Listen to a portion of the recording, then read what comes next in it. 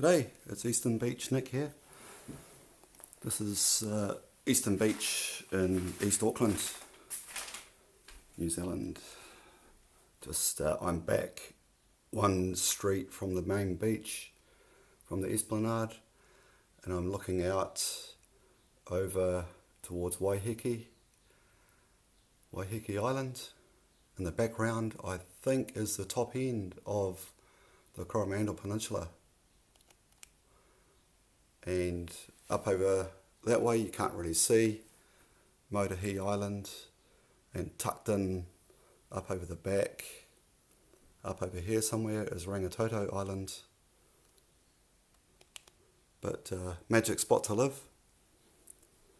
If we look further down that way, we've got Maraetai and Beachlands. But this is my first video that I'm making for YouTube, and it's actually about a plane I'm building, a little RC plane, and I thought I'd show you a little bit about it and a little bit of the backstory as to why I'm building this plane. You'll see it here on my table in my lounge. This is a AESL Victa Airtourer. So I bought this back in 2017. I think it was about February or March of 2017, and I've been working on it ever since. Just a little bit of weekend work. I've also been working on it during the Christmas holidays and just pottering away. I kicked off with the main fuselage, the yellow part. Kicked off with that, and then got into the rudder, or the tail section, the elevator, and this is my first go at doing an RC plane. And I thought what I'd do is actually make it electric. I was looking at putting petrol in as per the plans down here.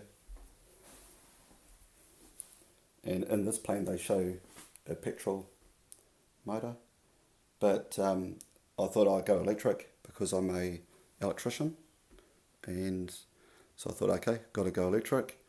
But because I put so much work into this thing, and I don't really want to destroy it, so I'm just going to turn this into a static display. I probably won't put an undercarriage on it. I'll wrap up the main spar, get the wings sorted. I haven't put the skin on the bottom of the wings yet, so that's the next project. I'll get that done, get it all painted and working.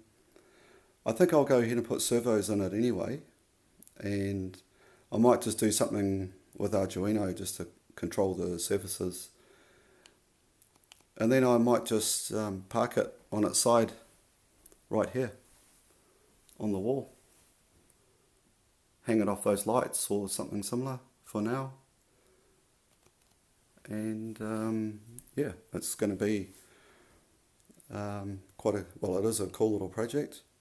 But the reason I'm building this little plane is because a chap by the name of Cliff Tate flew this plane around the world in 1969, and he lived, I think, down in the Hamilton area in New Zealand, and he bought this thing back in 1968. It was made by a company called Aero Engine Services Limited, or AESL, and these guys built the Victa Airtourer under license, from what I understand. Back in 1988, I actually started learning to fly, and I was working on a private pilot's license, and I was flying a 152 out at Ardmore Airport, and then I took off overseas, did some work on super yachts and things like that, and when I came back I moved to Rotorua, and I carried on with my license flying here in a a 152 Cessna. While I was doing that, I picked up a book that I'd been given called Flight of the Kiwi, and it was written by Cliff Tate, I believe, and it was about his journey where he flew a Victa Airtourer. He called it Miss JC, JACY, and its call sign was Charlie X-ray uniform, CXU. He flew 48,000 kilometres in this plane, and he visited about 81 countries. So anyway, I was reading this book about Cliff and his travels, and I was living in Rotorua, and one day I was driving down past the Rotorua airport, and that was where I was actually learning to fly in the 152. And there was a business there called Lakeside Aviation, and I saw this Airtourer sitting outside Lakeside Aviation, and in big bold letters up on the tail was CXU. And my God, I nearly had a heart attack. I couldn't believe it. So handbrake on, pulled up, did a U-turn, went back, and I went in and had a chat to the guys at Lakeside Aviation. I think one of the guys there was Richard, from memory. And yeah, he told me that this plane was the one. So, and he said, well, what about having a trial flight? See what you think. So I went up for a flight with the guys, and I was hooked. We popped it upside down over the top of Lake Rotorua, flew around a little bit, and I was hooked. I couldn't believe it. This thing was a bit of a brick to fly, but once it got going, it was so much fun. So that was that for the Cessna 152 at the Rotorua Aero Club. I took on the Charlie X-ray uniform, and I completed the rest of my license in Charlie X-ray uniform. So that's Foxtrot Papa Golf, and here we go. I did a trial flight for a short period, half an hour, I think, or no, sorry, 0.8, with a guy called Dave Johnson, and did stalls, medium turns, steep turns, solo steep turns, and then I did one more flight in Foxtrot Papa Golf, and at that point I'd already done my solo, and then off I went on Charlie X-ray uniform. I crossed over to that, and I went right through and finished my license. So once I got my PPL in Rotorua, I actually did a rating for the Cessna 172. The actual day of the practical exam for the license, we flew this thing over to Tauranga from Rotorua, and I did the practical over there, and then once I'd passed, we flew it back with the instructor. Of course, we had the instructor both ways. There was another chap at the same time doing his PPL, and that was it. After a short time after that, after getting my 172 rating, I chalked up another 20 or 30 hours. I think I maxed out at about 88 hours or something like that, and then I stopped flying because of the cost. However, in 2017, I saw that you could buy a model of this thing. So I went ahead and bought the model for the RC and started building. And I've had a lot of fun. It's been a lot of fun getting this thing built, trying to work out how, to get different surfaces working. And I've come up with a few of my own little ways of controlling the surfaces. I'm not sure if they're the best way to do it, but it looks like they're going to work. I've just been pottering away, as I said, just weekends, evenings, holidays on the project. And yeah, HangarOne, I believe they're down around by Tauranga.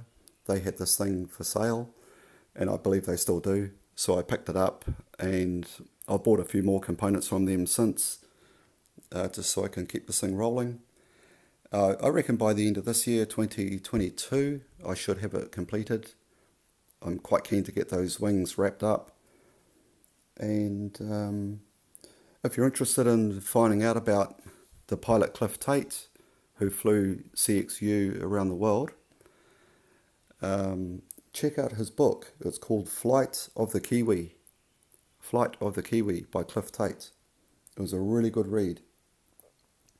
So right now this plane is sitting out at Motat, sort of out towards West Auckland. It's a museum of transport and technology, and it's at their aviation department. And I actually went out and had a look. The plane was fully restored. I don't believe it wasn't restored to flying condition, but the plane looks amazing, and it was put back into its original colours or livery as per these photos here. And that's what I'm going to do. I'm going to put it back to the same colour scheme that Cliff had on the plane when he flew around the world. A few decals to put on the tail there. I'm going to make it look like that.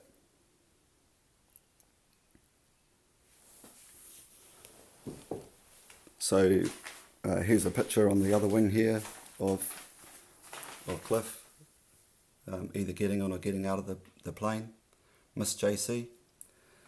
This is a little booklet that came with the plane. This is instructions on how to build it, the model plane that is. So down here is the main plan that I've been working from most of the time.